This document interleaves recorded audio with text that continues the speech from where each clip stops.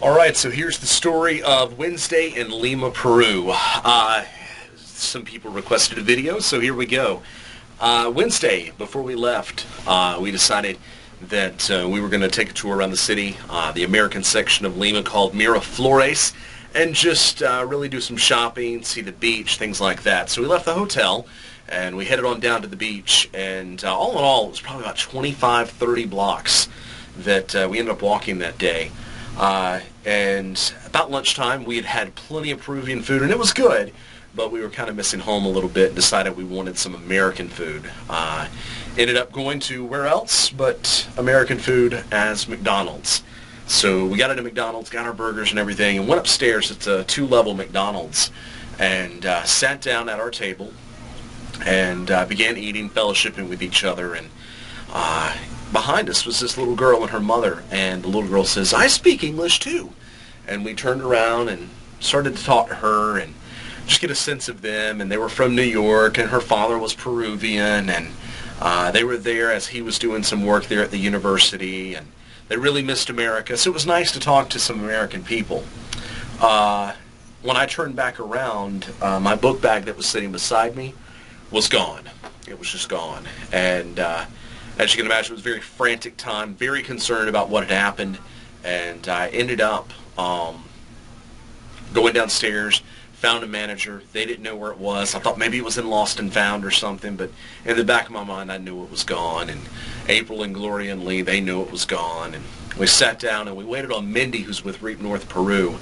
And she came. She says, "I'm 10 minutes away by cab. I'll come and I'll help you find a cop, and we can talk to him about this and figure out what to do next." And Mindy came, and we talked to the police officer, and he said, "You need to file a report." And Mindy looked at me and she said, "No, you need to go to the American Embassy right now if you want to get out of here tonight, because tomorrow is Independence Day and nothing will be open."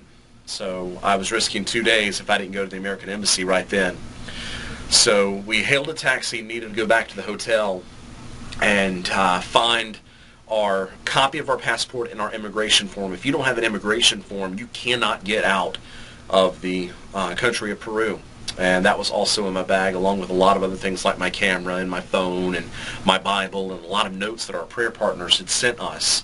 So I go back there to the hotel. I try to get back there, but as the team gets almost back there, the cab driver just stops. He doesn't know where he's going, even though we told Mindy he did, and he kicks us out of his cab. And he's wanting fare, and I'm not going to pay somebody that drops me off in the middle of Lima, so I slam the door, and Lee, as a good teammate, slams the door, and we ended up getting back to the hotel eventually through another cab driver, got our stuff, and then we're off to the American Embassy. And I told them my passport's lost, and they finally let me in the American Embassy, and I fill out the paperwork for the embassy and the passport, and I turn it in, and the lady comes back up to the counter, and she says, "I'm sorry, sir, but where's your picture, your 2x2 photo?" And I said, "I don't have one. I mean, I don't know anybody that keeps a 2x2 photo of themselves in their wallet or anything." And she says, "Well, there's a photo place here on grounds, but it's 3:20 and they close at 3:30. You need to run."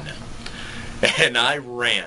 I ran out the door, and following me was April, and directly behind her was Gloria, and directly behind her, because she was in Crocs, and it was a little bit difficult to run in Crocs, was Lee. And as we're running through the American Embassy, we pass this man, this Peruvian man who's painting this wall. And I pass him, April passes him, Gloria passes him, and then Lee passes him. And he yells out to her, "Hurdy, hurdy, hurdy," which is hurry with a D in it. But it was funny nonetheless. Once all of this got resolved, we get over there, and the policeman, the Peruvian policeman, sees me running. And he says, "You need a photo?" I said, "Yes, I need a photo." And he goes inside and gets this man named Carlos. And Carlos comes out, and he says, "I'm sorry, but she's gone for the day." I said, "It's 3:20. How is she gone for the day?" I don't know. I'm sorry, she's left. I said, "I need a photo. I need to get out of here today." And he says, "Well, there's a photo shop over there. You can go there." And I said, "You don't understand. I'm not from here. I don't know my way around. I don't know the language." And he says, I said, can you send anybody with me? No, I can't send anybody with you. I said, you don't understand. I have to leave tonight. I said, can you send anybody with me? Okay, I'll go with you. So he goes over with me, and I guess the photographer over there was an aspiring photographer. I sit down and he tells me, shoulders back, and I go, okay. I mean, I am sweating like crazy right now because I've been running all day. Shoulders back. And then he says, your chin up. And I'm like this, and I'm not even smiling. I need this done. And he takes the photo, and he prints them off, and he hands them to me. And I'm going to show you that in a moment. This passport photo is amazing. Not in a good way. That's why we're doing the video. We need to show you this passport photo. But we get back to the embassy, and I show it to Joshua, who's now handling my case, because the lady that was handling my case is gone. And Joshua says, Mr. King, I'm sorry, but this is not a 2x2 photo. They gave you a Peruvian-size passport photo, and I don't know that we can use this. And I said, I don't know what else to do. I said, I really don't, because I can't go back over there. I don't have time. And he says, well, let me see what I can do. I think we may be able to work with it. We may put a white background behind it, and we may stretch it out and see if that works. And I said, okay, just do what you can. And he comes back, and he's able to work with it. The system accepted it. And he said, it normally takes an hour, but we're going to try to get it done for you in 30 minutes because we know how important this is. And they got it done in 30 minutes. And the passport photo that he came back out with was this. So I'll pause for your laughter.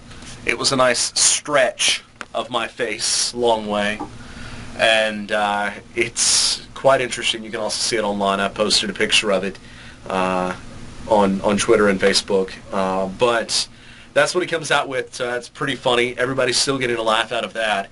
And at that moment, Claudia, who is now taking over the case, she says, Mr. King, you need to go to the police station in Miraflores, and you need to get all this straightened out. You need to get a police report. And I said, okay. And she said, do you have a taxi? And I said, I don't have a taxi. I'm just going to flag one outside. She said, no. And she said, we need to get a taxi for you, because evidently there's one rule that the State Department has out for Lima and Peru right now. That's do not take taxis in Lima, because they've had problems with taxi drivers taking Americans and beating them up in a secluded place and taking all of their money. So the embassy finds us a taxi, and they take care of us, which is amazing. I think Claudia and I think Joshua were both there sent to help us, to protect us, to help facilitate God's protection. It was amazing. So 30 minutes later, cab ride 30 minutes later, we get to Miraflores, to the police station.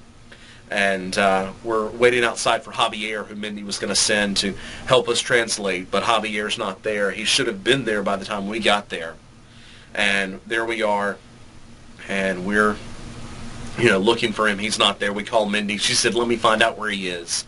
And in the meantime, this guy named Fernando comes up, and Fernando's a native Peruvian. He's an older gentleman, and he says he sees 4 gringos standing outside of a Peruvian police station, and he says, what's wrong with you? And I told him our story, and he goes in and he tells the police officer our story, and the police officer comes down, and Fernando says, well, he says that when he comes back, when your translator gets here, he's going to help you. He's going to get you in and get you out quickly so you make your flight. And I said, well, good, that helps. And Fernando goes on his way, but we should have kept Fernando. We needed Fernando, because we got a call from Mindy that Javier's taxi driver had dumped him in the same way that we were dumped, because he didn't know where he was going. And Javier had no money to get another taxi. So we go inside. I give the phone with Mindy on it to the officer, and she tells him what we need, and he takes us inside, and the police then go searching for this man named Henry, and they were calling him Chief. They were trying to find him so he could help translate, because he's the only one that knew English. Well, Henry comes along, and he sits down with us, And he sits down with me as I begin to try to tell the officer what happened. And Henry looks at me and he says, I don't do this. I do this for a living. And I said, I will pay you for your service. And that's only fair. We were going to do that anyway. So I get some money and I hand it to him. I said, is this good? And he says,